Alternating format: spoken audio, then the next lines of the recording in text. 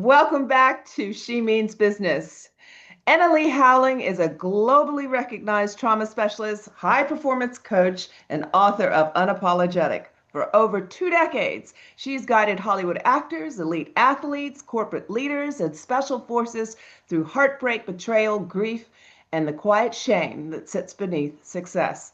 Her approach is direct, compassionate, and rooted in lived experience. Today, she's here to talk about resilience, healing, ambition, and what it takes to truly rise. Thank you for being with me today, Annalie. Oh, Lynn, it's a joy to be here with you. Thank you. If only my husband thought that I love that. Yes. after 35 years. Listen, if we're not terrifying them at some point, like, is it really, if they're not slightly afraid of us or pissed off with us at some point, is it really a relationship? Yeah, exactly. I agree with you 100%. Looking back, what was a defining moment in your childhood that shaped your instincts to protect others and understand emotional pain or become the person the people turn to in their hardest moments?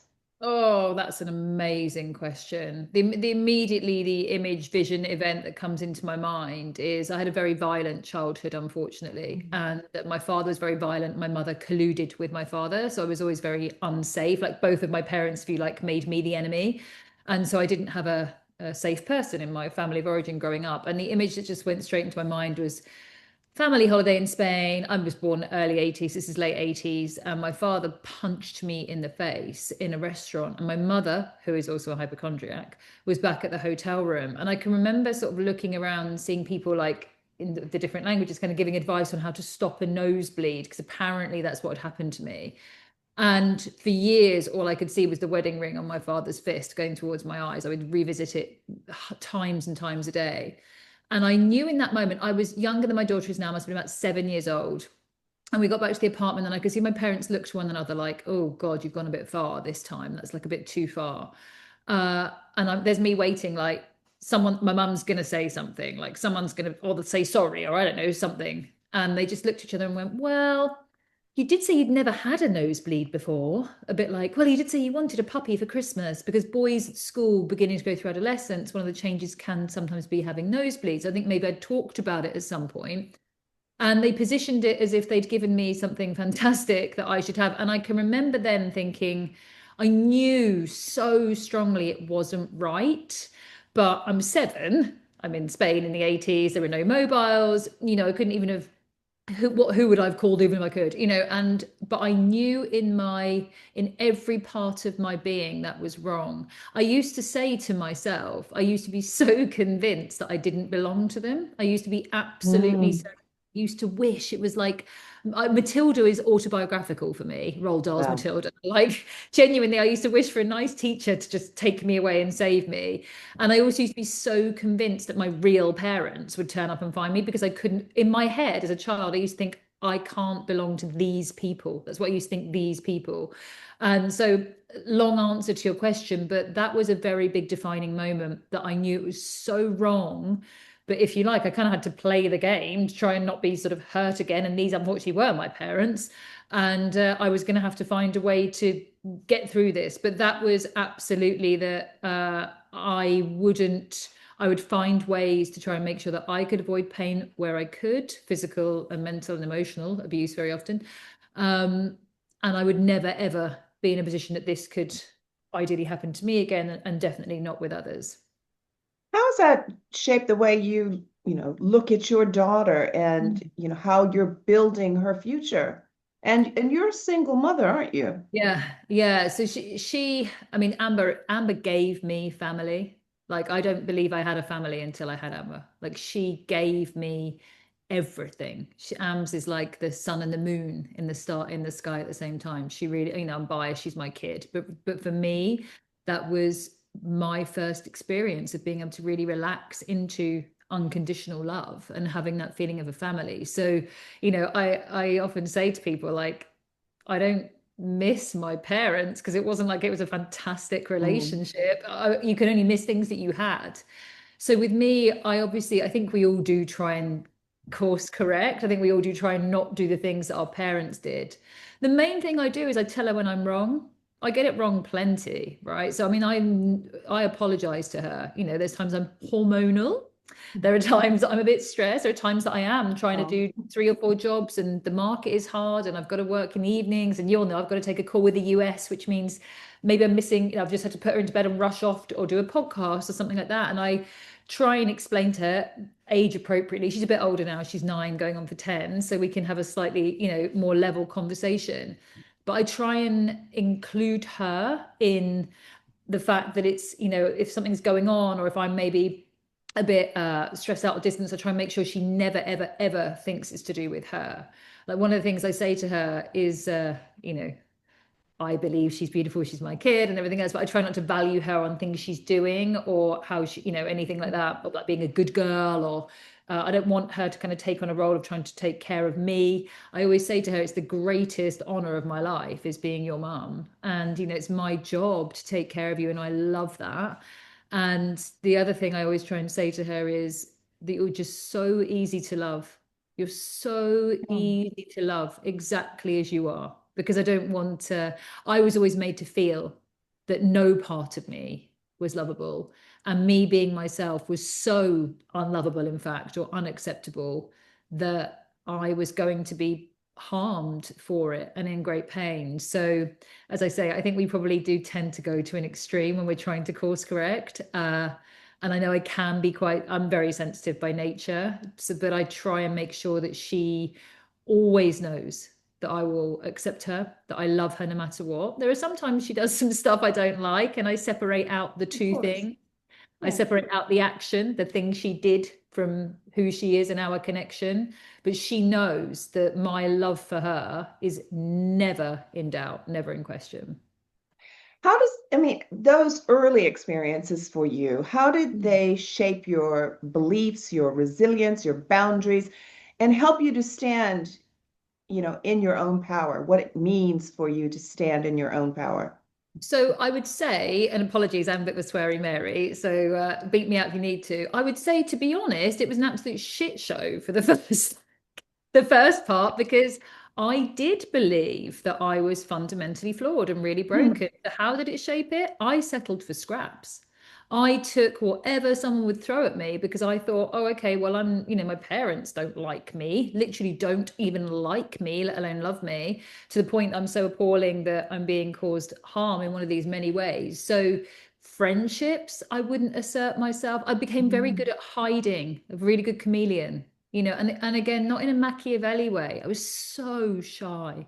When I think back to that version of myself, I can remember, going to the corner shop to, I don't know, with some money or something to go and buy something. And I used to try and plan how much something would cost in advance. I didn't want to take up people's time, even like doing Oh. like change. I used to just wish to disappear. I've got quite an unusual name. British primary schools, Annalie is, and I wanted to be called Louise or something that was really popular at the time. I just wanted to disappear. And so, because I felt like me being me, standing out in some way was completely wrong. And so everything I tried to do was just tried to blend in and, be a part of something. So I wouldn't have asserted my needs. I had no boundaries. I remember feeling so ashamed and wrong of what had sort of been happening in my family of origin. You can imagine the kind of relationships. I'm not even going to say that I chose, that I accepted and settled for because I believed myself to be fundamentally flawed. And frankly, anything a bit like snakes and ladders that would offer me a way to get out of Dodge as quickly as possible and put some like distance between that, I took. And then I'm sure we'll get into this, but then I had a massive, great big crashing burnout, which forced me to stop sprinting and trying to do all of these things and exits and distractions and rushing, rushing, rushing. And you and I have obviously spoken about this before. We've shared some stages. And that was the point that I had to really look at myself and go, okay, we haven't done any healing. And now's the time because basically your body's gonna kick your ass if not. Was there a specific moment when that happened? What was the Yeah. trigger? So I was 29. I remember I was working in City of London, big job, done my MBA, had the Range Rover on the drive, with the house of the right postcode and a gated thingy, and my soon to be husband and with a great job as well, and doing all the thing, and you're looking around at your peers and having a nice time, nice friends, everything. Sort of thought I'd escaped it, but I was in this job. I worked in construction and property, which was very heavily male. And I'm not Yes. saying the guys have it easy, they don't. It's the sort of biggest industry for men taking their own lives. It's incredibly difficult. I know work is being done, but it was a very, very hard place to be before Me Too. And I worked in sales, and that required a lot of what I refer to now as being a corporate courtesan, where how I Oh. dressed. Oh, yeah, I see you. Yeah, how I dressed, how I would, the expectations placed upon me. Something completely bizarre and serendipitous has happened about all of that. Actually, someone that was a particular perpetrator in making me feel so wrong all of the time, so it's expected to be out late every night of the week. But there was a moment I remember that didn't matter what I did, I was unwell and I thought it was IBS. So I cut out food groups, or I, tried different things, and I'm doing all the stuff. I'm exercising, I'm, trying to all these different bits and pieces, went on these intolerance tests. And oddly enough, I'm not intolerant to gluten, but I was wildly intolerant to my life. And it didn't matter how many supplements, retreats, books, I mean, you're smiling, things I did, because I'm still sticking band-aids on, right? Yeah. I was absolutely forced to look at the wound. And that just all came crashing into a wall, basically. And I had a huge burnout, to the point that probably a bit of depression looking back now as well, no doubt, terrible gut health. I can look at the physical as well as the emotional and mental, and we all know they're all completely tied together. But I had no option at that point but to stop. I was humbled. My ass was served back to me. And yeah, injuries, the things you do all the time. I just couldn't get out of it, and I couldn't get better. And that forced me actually to didn't force me. One of my lovely friends had just been to the States, and she'd just done a life coaching course. And that was, of course, really weird and woo. And what is this? And could you do a guided meditation for me? And I'm like, I work in the city, babe, and I've got an MBA in economics. Like, what are you talking about? I don't need a guided meditation to meet my most like electric woman self, as Nikki does electric woman. Holy crap, did I need that? And I still remember it to this day. And so much of that has come true that I couldn't possibly have known from that visualization. And it just connected to a part of me, which of course I now know is my subconscious, that I hadn't got near or allowed myself to get near before. So the burnout was the catalyst for me having this session with Nikki, because I tried anything at that point. I'm like, I'll do anything to not feel like this. But I was still in that mindset of to get back to where I was. But that was the beginning of the unwinding. Listen, I can really understand how your clients. You've got Hollywood actors, elite, athletes, special forces, billionaires, and Mm-hmm. people navigating very, very intense personal pain. Often, I spent a long time in Hollywood, with these kinds of people, and it's often this success is masking real pain underneath. So, what's one of the rituals or grounding practices or some surprising simple habits that keep you centered while holding on to space for others? I love that. So one thing that I can't do more than two in-person sessions a day. Mhm. So I am very empathetic, sensitive, and I don't mind that. I don't think it makes me a bad coach or therapist. I think I'm a human, and I can't not resonate sometimes, and I can't not empathize. And So, absorb right, people's exactly. So energy. exactly. So I know that I do. So therefore, I could make a lot more money if I could like back to back to back to back to back. But like A, I can't, and B, I want to serve my clients in the best way. They deserve 100% of my energy and focus. So one thing I've learned is I can't do more than two in a day, Yeah, people, like physically. yeah. So that's something that I do to manage my energy. After a session, I will always design in some kind of movement. It can just be a walk around the block. It can just be popping to go and get a coffee. But to your point, if I've taken energy on, I want to have like a physical movement just to discharge it out of my system, and also almost like a little energetic cleanse. I remember I will also physically, when I get home from the end of the day, I will I will always take a shower and stuff like that, just to kind of put some water again between me and a client, because it has happened in the past where I don't necessarily exactly know what I'm going to speak about with a client, especially with trauma. And it can be something so difficult. And if I then went straight into like mum life, that's I have to have a space to get that out. So walking and movement is such a huge thing to me. It doesn't matter the weather. As I say, if it was just me going to go and get a coffee and having a little decompress, that's always designed in. And writing has become a really big part of that actually for me as well. There are times that I process, I think, either the experience of what I've had through becoming quite creative. My creativity for me, I've learned, is the pretty much the first signal of my own health. That's like my own litmus test of how I'm doing. So when I'm able to be creative and sort of pour, obviously not personal details, but experiences from people into something, I find that very grounding for me. I think it is literally, again, it's a discharging exercise for stress, and it's kind of clearing out my mind so that I'm no longer carrying it forward. But I would say, because some people are like, I don't understand how you can do these sessions and the things that you talk about, especially the very dark side around assaults and things like that, and very traumatic events.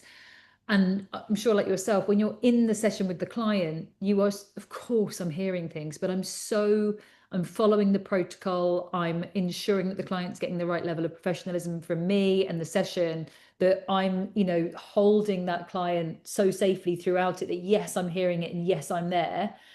But it's, I'm sort of holding that process and that structure as well at the same time. So it is a slightly different experience, just sort of sitting and having a chat, as I know you Oh know. yeah. Yeah, it's intense. And I completely understand that, especially when you really have a person who is very successful, but maybe not emotionally tuned in to themselves, and you carry it. You carry that weight with you. And Yeah. I think people really underestimate the need to actually physically move your body to remove energy and to regain perspective. It's incredibly, incredibly important. I'm sure you Uh, get like this. The retreats in particular, I have to be really, at the end of those retreats, I will often design in an extra day for myself. Again, before I come back to real life, I do because it too. I love it. As I'm sure you do. There's nothing more beautiful than seeing people connecting, you know, making big transformational changes, and you're witnessing them, carrying them through. You're obviously planning the events, you're holding everything. I'm doing trauma sessions usually as well. And I have that one, I've come back before. So I'm proud, I'm delighted, I'm purposeful, tick, tick, tick, tick, tick. But a big post of mine that went viral was that you can still burn out doing what you love. And that, yeah. And that is so true. And so at the end of the retreats, that's a big one that I've learned. Because again, you can feel a bit selfish, right? Like I'm taking another night away from my daughter. And it's like, oh, you should be getting straight home. You should see her immediately, the first second that you can. And it's like, well, yes, but what's she getting? She's going to get a shell of me that, and possibly I'm going to get sick. If I really push at that point, I know myself, the best thing I can probably do is just give myself an evening of like complete cocooning, totally get back into my system, and then get back into my life. See, you know that because you've experienced burnout more than Yeah. once. Those of us who have experienced burnout and have learned it the hard way really do understand the virtue of decompression Mm. and also prioritizing your own self-care. Because if you do not do that, no one gets the benefit. Oh, that's just, I wish we should have that on t-shirts. Because it's such a thing that you feel this guilt or this shoulding, like, like I say, I should, what's the first flight I can get that gets me back to get this, and go Waitrose and sort this out and make her favorite meal because I haven't seen her. And it's like, oh my God, the version of me she'd get then is just absolutely not. That shit crazy. Literally. And like I said, I'm gonna get sick. That flight, I'll get sick because I've not looked after myself. My immune system's all over the show. So yeah, it's to your point, it's almost like, why do we have to be pushed beyond our limits to start choosing ourselves? Exactly, exactly. You help people redefine themselves after trauma, betrayal, grief, and self-abandonment. How do you personally define a successful life beyond impact or accolades? How do you do that or scale? Do you know, like the one for me, when I have nothing, if I have nothing in my mind, I couldn't be more, as in like there's no anxiety, because Yeah. having had such chronic and crippling anxiety, when I can be present in something, when I can be experiencing a situation that perhaps would have really ruffled my feathers, kindly, shall we say, before, and I see that I or a client has not reacted perhaps in the same way, or it's not taken away as much of your day again as it did. Mm.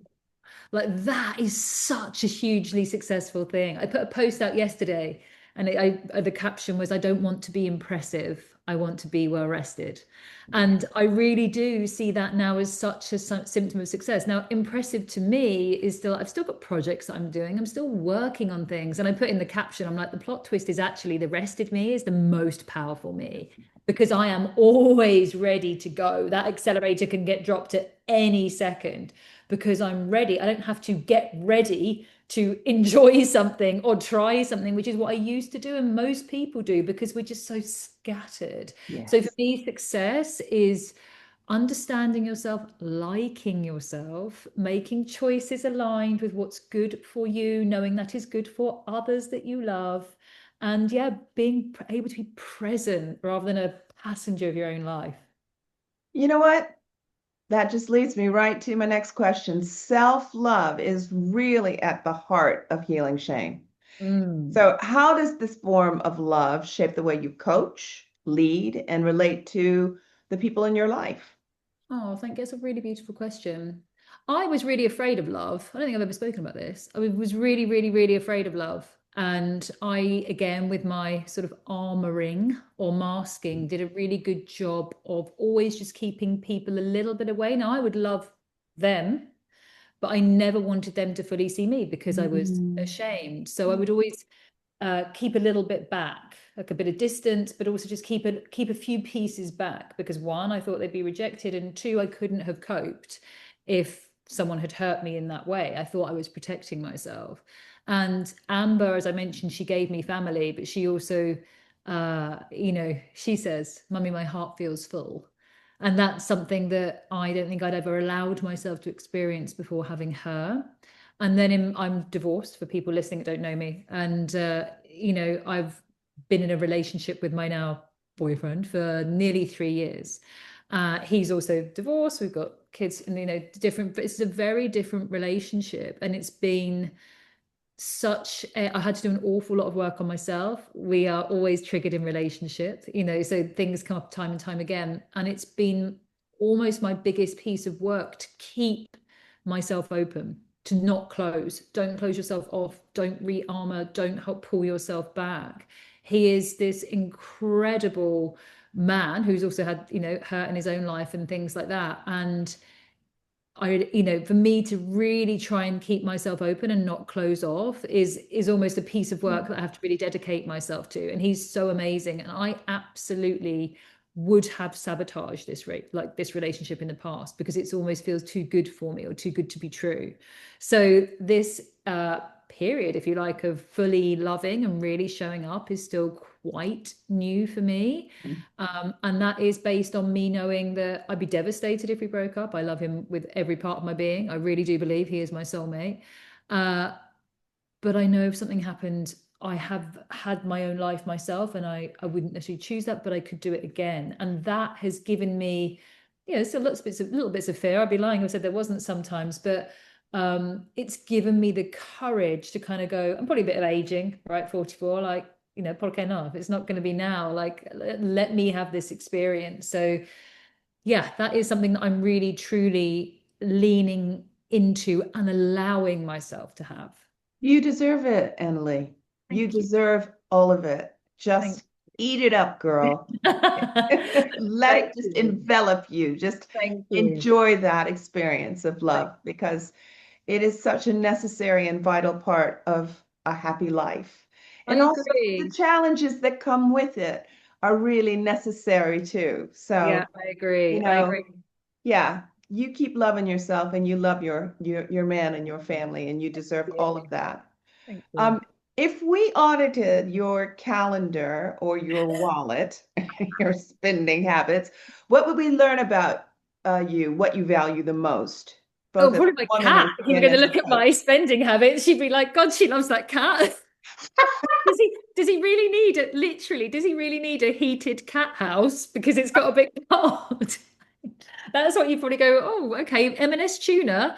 And does he really need a heated One cat step house? beyond. Yeah, we've lost the plot. So yeah, you probably would think, that, okay, she loves that cat. Yeah, the cat gets Amber travel. You would be like Mm, travel. So travel to me, I'm going to Marrakesh tomorrow. Uh, Wonderful. Booked it last minute. I'm just going on my own. I'm going to go do some Love it. writing. Doing some writing. I'm working on a new project. Going to do a little bit of content and stuff as well. Look at a few potential retreat venues. But I decided that last week. Travel is my jam. So you would look at my calendar and you'd be like, there's usually something once a month to travel in some capacity, whether it's with my daughter, myself. Like I say, this I know for me it reactivates my creativity. And again, the whole window of when I want to dedicate myself to projects, something I learned is I don't like being like, hang on a sec, baby, hang on a sec, baby, hang on a sec, baby. I'm just trying to do this. I want to go and I want to immerse myself in something. And then I want to come back and be fully in this life as well. So I find travel really enables me to do that. That is my passion, as well as I find it also helps with performance. So yeah, you would see things for the cat, things around travel, and in the diary, you would see, if you were looking, you would see a very, very exciting new project in January. Woo! Can't wait. Can't wait to hear more about it. And I got to say, I'm a little jealous you're on your way to Marrakesh without me. Yeah, especially when it's so cold today. I was like, oh, yes.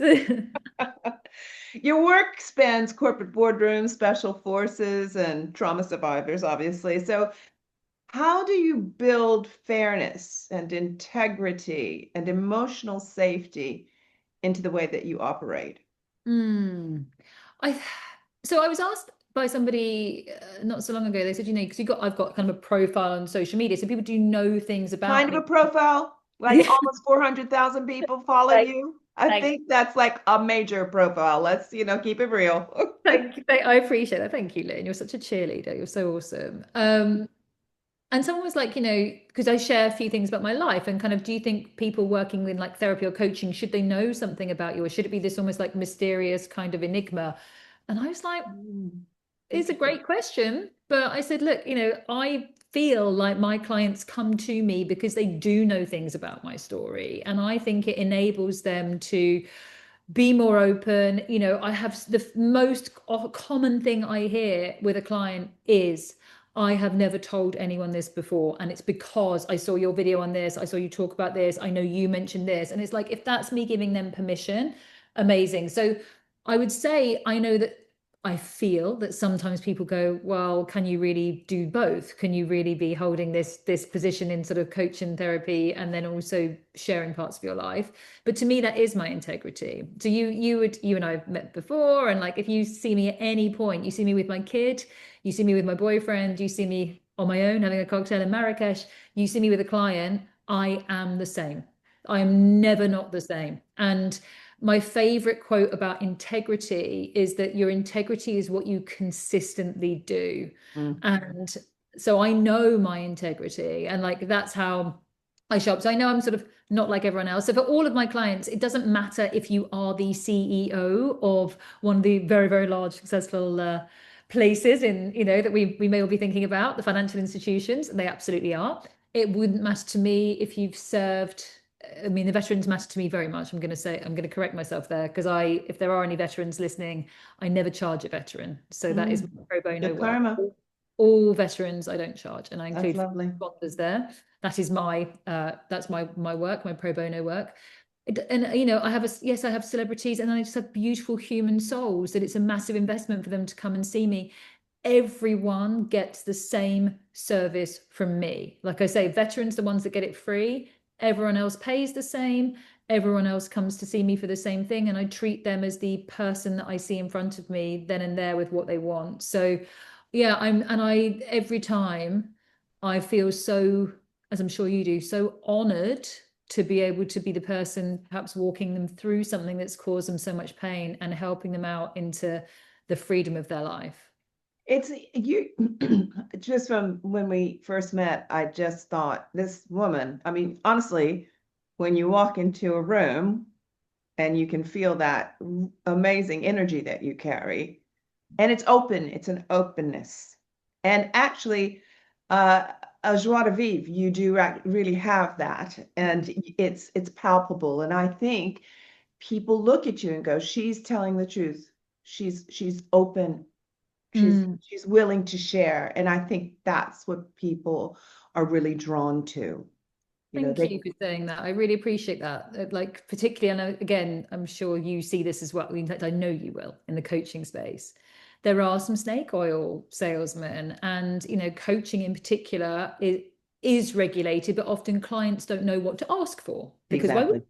know which qualifications to ask for and these sorts of things. And um, it really hurts me, as I'm sure it does with you, when people say, well, I tried that and it didn't work, or I've done that once. Mm. And then you hear what happened, you're like, oh God, no wonder you haven't been looked after. So it really, really hurts me when people are trying to profiteer from others' pain and are not doing it for the right reasons. And I know that you do it for the right reasons. I know that I do. I know there are loads of brilliant people out there, but I almost feel, as I know you do as well, this responsibility to kind of be so honest and open, because I don't want people to hold back. Like, if you're going to try and get help, if you're, in my book, I waived my own right to anonymity to have my own therapist's records in there from when I was, trigger warning, from when I was self-harming, because I wanted someone, if they were on the precipice of maybe for the first time speaking to somebody, to know that you're not going to be shamed or judged. Like, I really want that. That's sort of such a big purpose for me. So thank you so much for saying that. That means so much to me. Yeah, it's truth. It's truth. You often talk about authenticity and living without shame. Mm-hmm. What does genuine inclusion look like to you in relationships and leadership and in the spaces that you create? I think, I think it's difficult because I think intentionally or unintentionally, we wear masks and we show up in not being our full selves. And as you'll see from either leadership retreats, working with companies for a while, I think we need time in any group, in any work that we're doing, to almost allow people to kind of drop the shit, if you like, and then, as you do retreats, as I do, to really begin to see whoever is there the real person, and discuss issues that are critical and important and necessary. And I feel like so often, even really well-intentioned groups and conversations, because of this kind of masking or performative sometimes people are, I think we miss the connection. I think we miss the heart of it. We're all very soft underneath, and yet we're showing up, I think, in ways that feel like not inclusive, because no one's there really being themselves. So the spaces that you create in particular, doing retreats, places that I try and create, again, like, I'm not going to say democratize, where I try and make sure that not only everyone has a voice, but that we're going to hear their soul speak, honestly. And part of that, I'm going to hear their shame speak. That is what's going to happen if you spend time with me. Like, we're not doing icebreakers and then, like, let's do a fun, at some point we might in some way, but we're going to get rid of the stories that shame have told you. We're going to get rid of performance. We're going to get rid of, honestly, we're going to get rid of, like, small talk. We're going to get real. That's interesting because I've never really been good at small talk. Yeah. You've heard me. I'm a really, really straight talker. But I also find that that performative aspect is such a massive energy drainer. Mm. Just, you know, cut the shit and let's just get right down to it.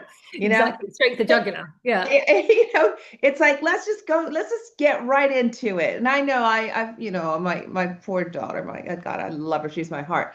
But she's 29 and a Libra and sensitive. And she's like, Mom, I think you're just missing an empathy gene.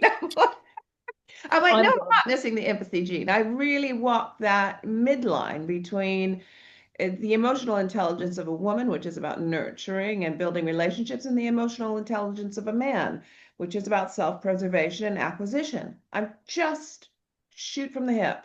And Yeah. that's what my clients come to me for. And I think that the way you mirror that is in your openness and your being unashamed and owning your life. And that is what people really feel and need and connect with. And I think Mm. that's just necessary. Completely. And both you and I, on our respective retreats and work that we're doing together, I can guarantee that you will make relationships for the rest of your life, because I guarantee that if you come, you're same as you, you are going to drop the layers, drop the masks. You are going to be seen as the whole person of who you actually really are. And everyone else is doing the same thing. One of the things I like the most about my retreats, I do them at often very she places. I know you do. I know we've been to a similar hotel. People will start, hair done, lads come, they're wearing a nice shirt, all the rest of it. By day 2 or whatever, they're in sweats. Someone's still got breakfast down their top. There's like I love that it's basically that we've become, we're all sort of on the group holiday together, and you're like really beginning to see people as they actually are, and they're showing you that. And for me, it's like, oh yes, we've got everyone here. Really, it's like the funny memes about when they first meet you and you're all glamorous, and 2 years later you get your hair tied up and you're, whatever. But I love that, and we're fast tracking that into making these real connections quicker. I love it. It's important, especially considering how much time we spend on our devices and things. It's just like, hey, let's just get on down to it. I promise Exactly. you'll feel 100% better for doing it that way. When do you feel most in your flow? Fully connected, purposeful, aligned, and, as your mission describes it, unapologetic. How honest can I be? Girl, please. So I would honestly say during sex is like a honestly, like sex is like a really good sex is like a really big part of who I am. And that's a massively important thing for me. It becomes like, to me, it should be quite almost like a spiritual experience, and also where I'm losing myself. You talked about the masculine and feminine. It's very normal for me to lead into my masculine. And so in that regard, it's like, this is my time off. I'm just like in full goddess, receiving mode, and it's just a complete break. I would say obviously different, but I really like particular exercise. Like I like reformer Pilates, but it has to be sort of when someone's telling me what to do. So I'm not having to think. I'm not very good at like, all these brilliant videos. It's really helpful and I could train myself on an app. Never going to happen. Like I need someone to be telling me what to do in an exercise class. I just need some time off from my mind. That's a joy. And then when I'm feeling really creative, it's definitely, I've sort of made this quote up for myself about travel, probably to justify me being a BA gold card holder. But anyway, like I always, I can find myself when I lose myself. So there's definitely for me, I live in the challenge of, going to Medina on my own, as it's just like, Crazy. mad. Yeah, it's quite crazy. And then even things like having dinner alone and those sorts of things. I don't mind it now. I've done it so often, but there are moments when you first get into a new place. But when I've lost myself into a situation like that, and that's when I really begin to get all of the creativity and the ideas and things start to flow. I really enjoy it. I can identify with that. I am the person since even back in my 20s, where I would happily go into the bar, sit at the bar, Mm. and drink a martini on my own and mind my business. And I'll just be Yeah, loving on it. my wheels, thinking about things, creating things. Yeah. I really enjoy that independence. And Mhm. probably, to be honest, that's probably been a big factor in why I've been married for 35 years. I am independent, and so is my husband. So the time we have together is really lovely, but we can do things on our own. And I love that. I love that feeling because Mm. that's when I am creative. That's Yeah. I feel power, knowing that I can just do it on my own if necessary. Yeah, And there are real I enjoy stand-up that. moments. I mean, for me, like I can remember back, like, I chart often very visual, so I sort of see little snapshots of things. But I really remember, like, I remember the idea that I had, like you say, sat that bar on that flight, or I remember them all. It's a really, yeah, it's like a little, I love it. Feels good. Final question. If you could whisper one message to your younger self, the woman who hadn't yet lived through heartbreak, betrayal, and the work, of rebuilding, what would you say to her? Mm. What you believe in yourself is true, and it will be okay. Yeah. Well, you've made it a lot more than okay, haven't you? Thank you. Yeah. Thank you, Liz. What a pleasure speaking to you, Annalie. Thank you so much for spending time with me. And thank you all for being here and watching She Means Business. I wish you an amazing productive, enjoyable, self-loving 2026. See you next time.